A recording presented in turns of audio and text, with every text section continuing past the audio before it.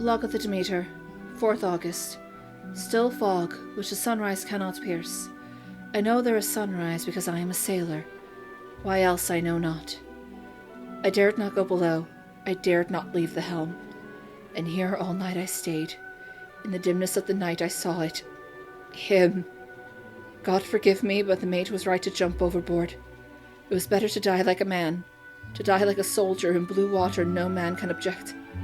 But I am the captain, and I must not leave my ship. But I shall baffle this fiend or monster, for I shall tie my hands to the wheel when my strength begins to fail, and along with them I shall tie that which it dare not touch. And then, come good wind or foul, I shall save my soul, and my honor as a captain.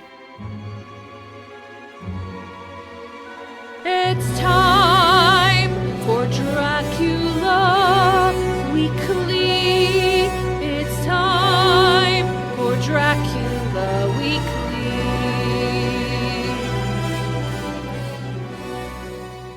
Welcome back to Dracula Weekly. I am your host, Jasmine Garcia, and joining me today are Shamila Karanakaran, and we're pouring one out for the captain, even though he may have doomed all the doggos. Mm-hmm. My name is Callie, and Sarah McLachlan is playing somewhere in the background. And I am, as always, Ellie, and girls are caterpillars when they live in the world to finally be butterflies when the summer comes. I mean, there's probably way too many dogs here for Carmilla's taste, but yes, so this has been an eventful week in the Dracula novel, I gotta tell you. What makes you think that she doesn't like dogs? Just because she's a big cat. I don't know, it's just, I'm not, like, dogs... the old adage, cats and dogs are mortal enemies. Like, there's a reason fighting like cats and dogs is a phrase. And fair enough. Human sacrifice, dogs and cats living together, mass hysteria, yada, yada, yada. Fuck Bill Murray. Well, yes. Fun way. Obligatory. Not in the fun way. Anyway. We're off to a great start, gang. So, yeah, no, this has been eventful. We've had 2 major character deaths. We have had a journalist who is probably in the wrong profession, to be honest. We've had... Probably. Yeah, lots of animal abuse, to be honest. Trigger warning for that, my dear listeners. Yeah, we don't like that. We're not here about that. Let's fucking go. What's that community meme again? Like, I can excuse mass murder, but I draw the line of animal cruelty. You could excuse mass murder. I can excuse mass murder. No, wasn't what's-his-face, eating birds whole 4 or 5 weeks ago? He sure was. Right? Redfield. It's always Redfield. Stop giving him pets. I mean, fucking Redfield. I feel like animals getting killed, if you see an animal in a horror movie or a book, you gotta, brace yourself for that thing to not see. Yeah. Yeah. Oh, but it gets even worse with, domesticated animals, animals exactly. that you keep as pets, four-legged animals. Our boy Jonesy is very much the exception.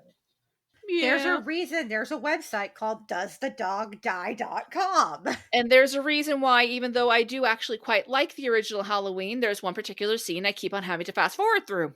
Anyway.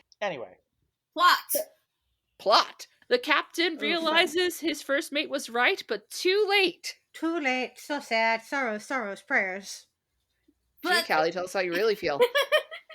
I will say, the bit with the captain does sort of it is one of my few issues with Dracula Daily as a concept. Sure. The original, the way the original novel is structured, you get it's not really a visual because it's a written medium, but the visual of the captain just tied to the wheel, clutching the rosary, and then you get the explanation for what happened. And I feel like doing the explanation for what happened and then getting that visual, it kind of sucks the oh shit, what happened there out of it. Yeah. That's valid, yeah. But on the other hand, it is still very striking. So much so that, like I said, that one journalist that describes the Demeter coming to shore, it's just dude, are you sure you want to be a journalist? Because it sounds like you want to be a novelist. Bram Stoker, have you read it with a single newspaper article? I forget. It's been too long since I saw it, and while it's a fine enough movie, it didn't really stick with me. I forget if they actually used that visual in Last Voyage of the Demeter. We switched I've back heard and it forth both on ways. it. Okay. The right way, and then yours. I've heard it both ways. Sorry, continue. I don't know if I had a point there. It's I was beautifully gonna- written. It is very beautifully written. It's just not very newspapery. And it kind of does Not at take all. it kind of does take me out of the whole concept of, oh, this is a newspaper clipping that Mina's put in her journal. It's too prosy. Exactly. Kind of strange credulity. If it wasn't presented that way, it would probably be a lot more effective. Because it is, again, beautifully and very hauntingly written. I will. this I is want to like- read the editor's note here for why they put the log of the Demeter where they do, whether we agree or not. But here in the original text are the passages that are labeled log of the Demeter. I've placed these throughout in the dates the author marked them in the log, and you've already been reading them in real time as they happen in your email. It's a change to Stoker's timing, since it's here in the original text presented as one big flashback. I've always loved this part, and I think drawing it out over time is more fun. Sorry, Bram. Yeah, I get that mindset, and there is something like you can make the what happened and then the visual reveal work. Off the top of my head, Annihilation. You see the video of what happened to that soldier, and then you see the soldier's like mold covered body on the wall. So But I think what you're saying is for this to to be really pulled off, you need to excise that last entry that the captain did and put it as part of the article. Yeah, that's what I would have done. Like, I don't, you get cut off, and then, oh, this is what happened to this guy. Rip Captain Davos Seaworth. Yeah. Mm-hmm. We really hardly knew you. No, we just know that he's very dutiful and that he's Russian. We always forget that the Demeter is a Russian ship. That is true. But The also, Russian ship is Russian. but- Russian ship will be Russian. but the fact that the captain is very dutiful, and he is determined to get this ship to London no matter what the cost is. But the fact that he is so dutiful, it may have doomed everyone else, because he was the one who got Dracula through that last stretch. Like, Yeah. if he had, I don't know, if he had pulled what his first mate did and jumped overboard and left Dracula stranded there, then he would have had a harder time getting to London. I don't doubt that he would have gotten there eventually, but it would have, put a wrench in his plans, at least. It would have taken a hot minute, yeah. It would have made things more difficult, which, at the end of the day, that's really all we can do when it comes to evil forces beyond our control. Yep. And speaking Yep. of evil forces beyond our control, honestly, the Where death is that really Jonathan? Hang on, I got one more comment on the article. Where is Yes? Jonathan Harker, solicitor at law? My boy, we need you to come argue the nature of the law. Everyone's screaming at each other. You would have so much fun here, my little autistic nerd. I don't know if he would. I don't think it's Jonathan's job to have fun in this story. No. I'm trying to give him a break. Let me have this. Nope. He's pretty much the ragdoll of this story. No He go break. really through is, and it. it makes me sad. No break, only He's pain. the wrong ragdoll. But yeah, as far as evils beyond our control, I gotta say, I was surprised at how sad I was at Mr. Swales' last appearance. That would be the older gentleman that we were kind of making fun of in last episode, I'll admit. But I gotta say, Stoker did one of the best things you could do with the comic relief character. You give them an emotional moment near the very end of their part of the story, and suddenly you're just like, Ugh. wait. Oof. Yep. I And, know. I wrote in my notes here, it's all, his final words to Mina, it's all about how mortals try to manage their feelings about death. And of course, it makes sense in a tale where it's all about what happens with beings that refuse to do so. And, it's like this tug of war of I don't want to die, but of course all things must die. And I wouldn't necessarily want to not eventually die. And Stop fighting nature, Dracula. yeah, basically. And it's just like, for life be, after all, only a waiting for something else than what we're doing, and death be all we can rightly depend on. It's just... There are And then- only two things in life you have to do. You have to pay taxes and you have to die.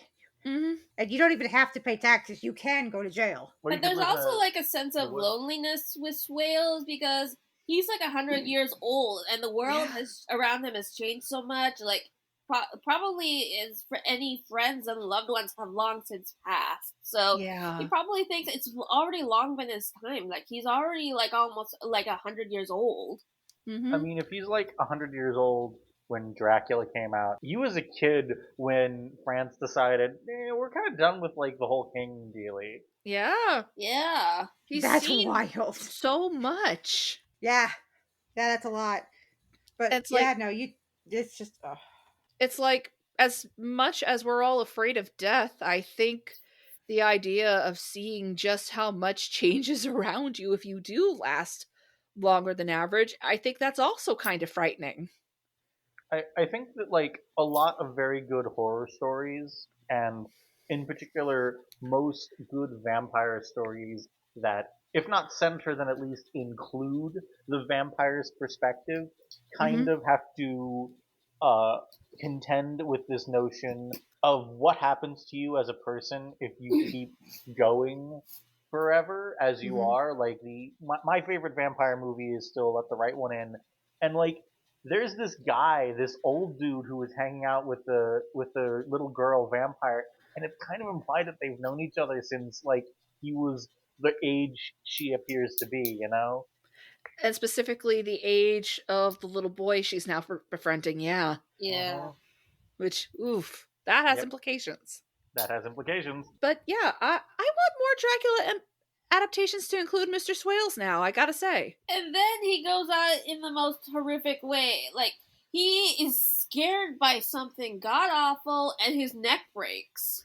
He definitely sensed something was coming. I mean, he pretty much out and out said it, and it looks like Dracula might have had a hand in his death, so I was just like, oh, no, you did not, you bastard! No! that's two comedic relief characters he's had a hand in for me, and I'm done with it. I know, Callie, I know. No more. You'll get him. Who else was thinking that the dog that came off the Demeter was actually Dracula in disguise? Because Oh, it's because he definitely is Dracula in disguise. Yeah, he is ridiculously OP. That shape shifting. He's definitely shape shifting is definitely one of his powers. Oh, yeah, no, it is canonically so. Yeah, he transforms into, I think, a bat to get into Lucy's room. That's the one most people know of, but ironically, it was one of the lesser animals that he tended to turn into in the novel. It just got overemphasized once they did the stage adaptation because bats were really the only animal they could get onto the original stage adaptation, from my understanding. Bats are easier. I would agree with that. Yeah, you could just go flap, flap, flap. Push mache, flap, flap, flap. But yeah, no, Dracula dog is the one dog that shan't go to heaven. And No. yeah, he's leaving a trail. Even as a dog, he's leaving a trail of destruction because that big mastiff that they find, I know! That poor mastiff. That poor baby. the literal sailor dog that gets kicked. Yeah, what the hell was that about? Jesus. What is going on here? Are you all surprised that like Dracula's not nice to animals? Oh, not No. remotely. No, but No. the sailor with his dog that was always coming around, like Mina was describing that he was trying to get like the dog to go to sales. Mm-hmm. Whales, and like when he wouldn't go, he got progressively angrier and angrier, and then finally he got enough, kicked the dog, and then threw the dog to Swales. There's something cruelly ironic about the fact that the chapter with arguably the most animal abuse is the one where the SPCA is mentioned by name, and I had to do a double take because I was like, oh, that existed back then. And turns out it had existed since 1824 in England. Huh. That's a little bit ago. That is, hey, it's their 200th birthday this year. So it is. So it is. How appropriate, Happy I guess. birthday, ASPCA. Well, not ASPCA, the SPCA. SPCA. The ASPCA came later. Is the American version, yeah. Well, still. Yeah, no, the ASPCA started in 1866 in NYC. Okay. Then the SPCA, fine. Yes, fine. Sorry. You're good. No biggie. This was already harrowing, and then, of course, we get the final part of this admittedly somewhat extended week, where Mina once again follows Lucy while she's sleepwalking, and we get our first view of Dracula, albeit in the shadows, while he is preying on our poor dear sweet... While he's preying on our poor dear sweet Lucy. He's back! He's just here. No, he never left. He's just always Yeah. been around. Yep. I'm just surprised that his only method of getting to London was like taking a boat from Pennsylvania. Like, you can go overland a little bit, man. Loser. No, but I doubt he could have flown the distance. Well, I think it's like a dirt thing. Like, he has to stay with the dirt or something. Yeah, he has to. Be on a boat. Get a coffin, fill it with some dirt, and I don't know, pay someone to carry the coffin to England. There were Turkish consulates there that were doing inspections. He wouldn't have flown if he'd done that. That's why he had to hide in the barrels. Plus, boats are faster than land travel. Kill all of the crewmates, and then the ship runs aground. Yeah, I feel like Dracula didn't expect to have to drive the boat. Nope, I'm just picturing him after abandoning the boat, after everyone's there, he's like rowing on a single ratty lifeboat and then shaking his fist at the sky, going, "I did not expect this." Oh my god, that'd be very funny. But curse you, boat captain. But yeah, no, like the scene with Lucy is genuinely pretty frightening, I gotta say. Like, I mean, who among us wouldn't be kind of freaked out to see our best friend in that position, even if we didn't know what the fuck was going on? And to think, Francis Ford Coppola decided to make it weird werewolf porn. You know, it might not be a good adaptation, but I respect the Francis Ford Coppola Dracula movie. At least it goes hard. It does go hard, and a group of monster fuckers couldn't even get through a script read, though. We could not. It is a formative watch for any monster fuckers. Yes. For any bisexual girls. For anyone really just kind of interested in Winona Ryder. Yeah. I am unfortunately all of those things, so. Yep. I haven't seen it, so I guess I'm none of those things, apparently. Oops. You should give it a shot. If nothing else, it goes very, very hard. It makes shit wild where it probably doesn't need to, which again, I always respect. I always respect when someone's it makes decisions. Yes, and like I always respect when a movie puts in more effort than it strictly needs to. Yeah, like I have a soft spot for the Francis Ford Coppola Dracula, and unfortunately, it probably is one of the more loyal adaptations of Dracula, which is saying something considering, again, it really does feel like such a character assassination of both Lucy and Mina. But yeah, it probably is one of the more loyal adaptations, which is really, really sad. Speaking of Lucy and Mina and their relationship in that movie, I did notice that little like detail. Lucy always wakes up so prettily. Oh, how do you know that? You know? Because they sleep in the same bed. How else? Constantly. You know. Yay. Yeah, you know, I was doing some research for a book I'm writing right now. Yeah, you know, I read a bunch of diary entries. You know who else slept in the same bed a lot? Emily Dickinson and Sue Gilbert. Oh, yeah. Sure did. Just throwing that out there as a suggestion. Because, like, yeah, historically speaking, people just did not take that sort of thing seriously, and I think a lot of sapphic women over the centuries have taken advantage of that. Good for them, honestly. Fun fact, I think it's like 1850, the first recognized gay marriage, or at least nowadays it's recognized the first gay marriage in England took place in the 1800s. With Anne Lister and her girlfriend, or? Anne Lister and true. Anne Walker, I think it is Walker. Yep, love that for her. Love that for them. Beautiful. But yeah, no, like we've talked about this multiple times. Mina and Lucy are very much giving queer vibes. Like the fact that they make and triangles solve all problems. Yep, yeah, no. Like I said, this whole thing probably could be adapted where they're just a straight up polycule. I mean, we saw a universe where it was a straight up polycule. That was fun. I recall, and this is in one of those like in the Tumblr trenches recollections, that like the adaptation that had oh god, what is her name? The chick with the eyebrows. Katie What? McGrath, that's her name. Oh, Katie McGrath, yeah. I do not think of her as the chick with the eyebrows. I think of She's her got more as very striking eyebrows. True, but also blue eyes and cheekbones and I haven't watched too much of her in it, if I'm being honest. You're getting me off topic.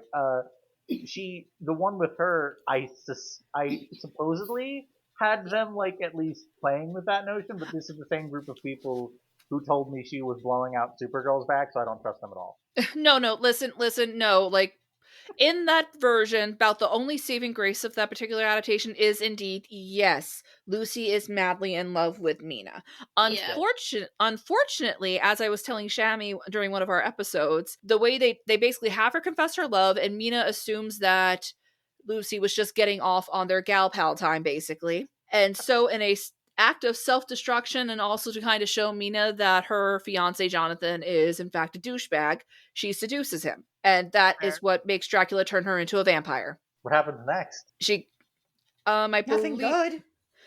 She eats her mom, and I can't remember if she dies after that. I believe she does, because let's face it, most Lucys and Dracula stories are not long for this world. Well, she's going to eat shit in the original book pretty soon, as I recall.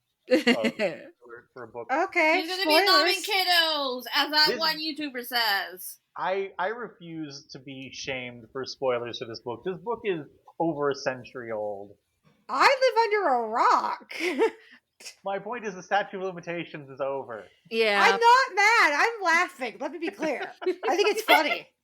I managed to go my whole life without having the Matrix spoiled, though, so. They do kung fu and trench coats. There. Spoiled for you. Oh, I've already seen it now, but I went in knowing like 3 things, so.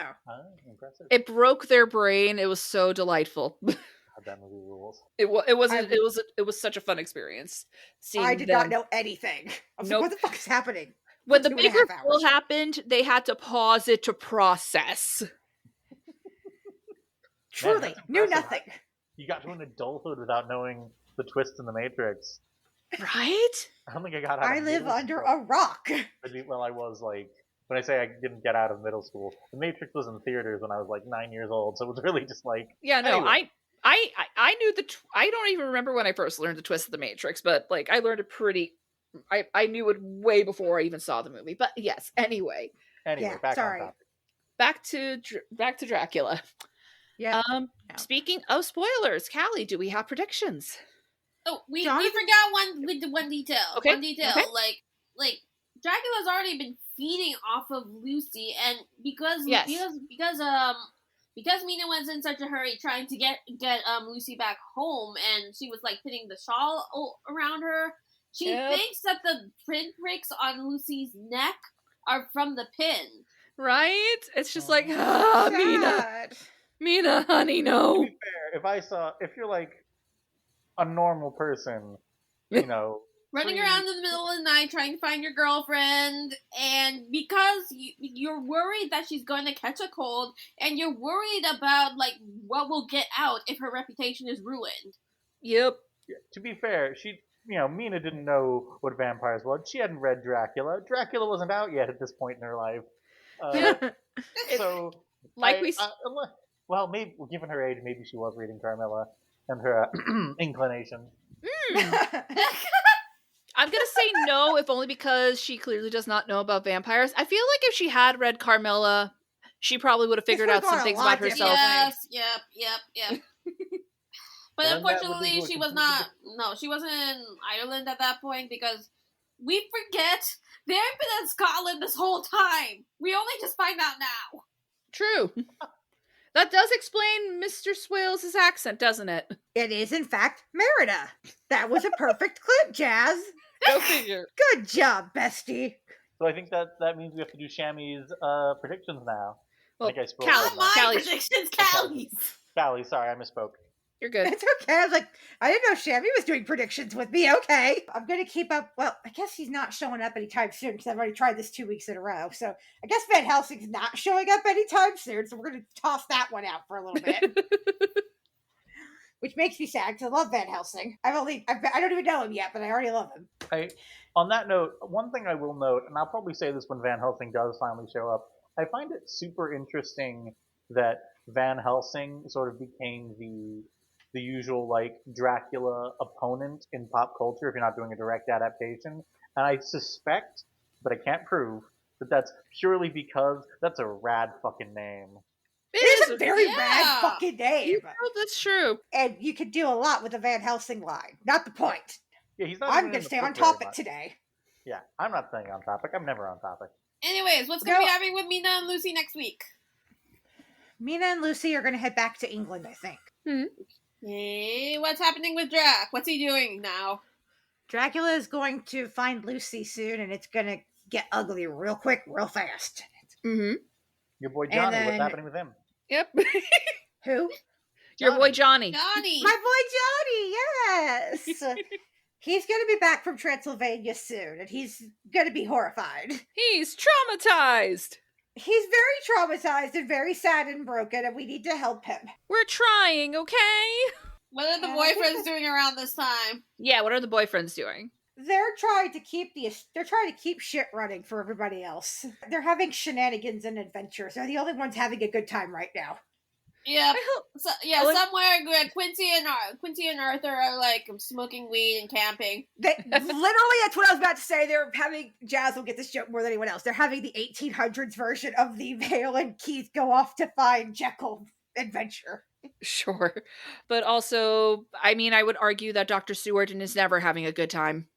No, he's stuck in the asylum with Renfield. That's why I said they're the only ones having a good time. Eep. He's not him, because I don't like him anyway. He can pound sand. Fair enough. This man needs to be yeeted off a cliff. I'm actually not going to lie. Given the way he writes his entries, I suspect that watch a crazy person eat birds is actually Dr. Seward's idea of a good time. It probably is. He's like... No, because he specifically started this whole experiment because he's trying to distract himself from Lucy's rejection. So true. It's the Mad Doctor equivalent of getting turned down and then putting 100 hours. He's already a Mad Doctor. He talks about vivisection. He is just one step away from being a Moreau. That's my point. Like he's doing the Mad Doctor equivalent of getting turned down and putting 100 hours into Elden Ring over the next 3 weeks. No, yeah, but the boyfriends are having, wacky adventures because someone needs to have a good time. Fair enough. Yep. All right. Any final thoughts? I'm ready for the drama to start. Yep. Famous last word, Lucy. Famous last words. Love will have its sacrifices. No sacrifices without blood. Love never dies. How dare you?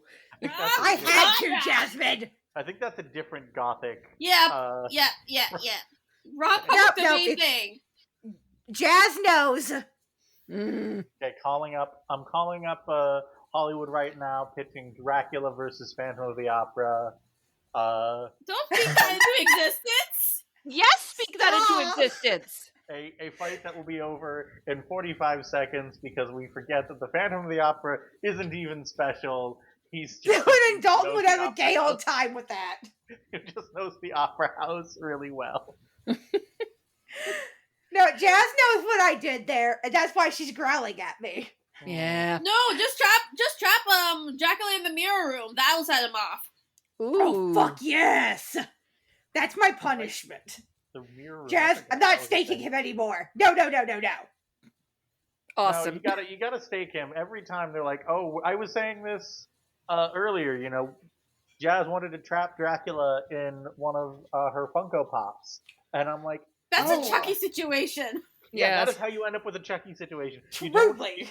You do not trap evil in a big can. That's how evil gets out 100 years later. But you have to stake him, and then in some adaptations, you have to cut off his head because exactly. It's like a Hydra situation. You take off, you nuke the site from orbit. It's the only way to be sure.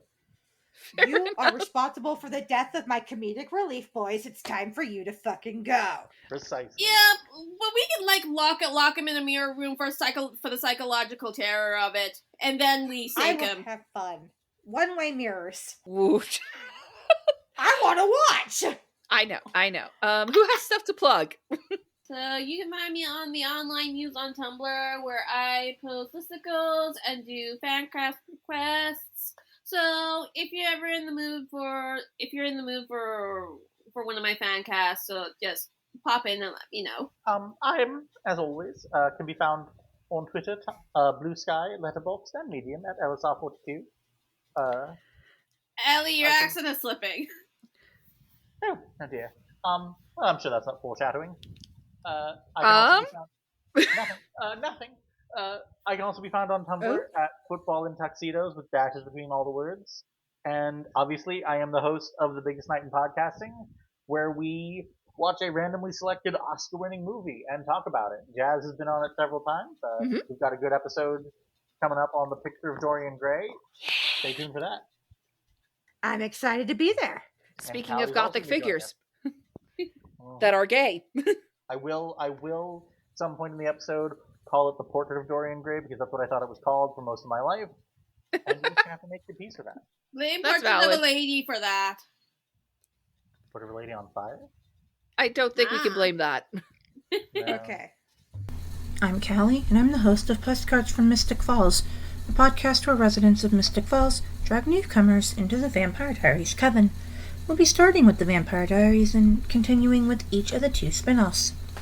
You can find Postcards on social media at Mystic Falls Pod in the link below. And you can find me on social media everywhere at Callie Castle 10. And remember, it's Mystic Falls. Nothing bad ever happens here, right? And as always, you can find me on Twitter, Tumblr, TikTok, and Blue Sky at Faye Riviera. You could also follow the show on Twitter at IER Podcast. And if you would like to help us reach the next chapter of our story, please consider leaving us a review or rating us on the podcatcher of your choice, telling all of your friends and family about us. And even better, if you have room in your wallets, please consider donating to our Patreon, our Ko-Fi page, or just the support the show link below. Or even better, just consider the fact that every hour in Victorian England, an animal is attacked by a Dracula dog. And unfortunately for that mastiff and that one sailor's dog, help came too late. What? No, I love dogs too much to make this joke. Seriously, you should consider donating to your local SPCA chapter. And now let's close out this week's Dracula Weekly.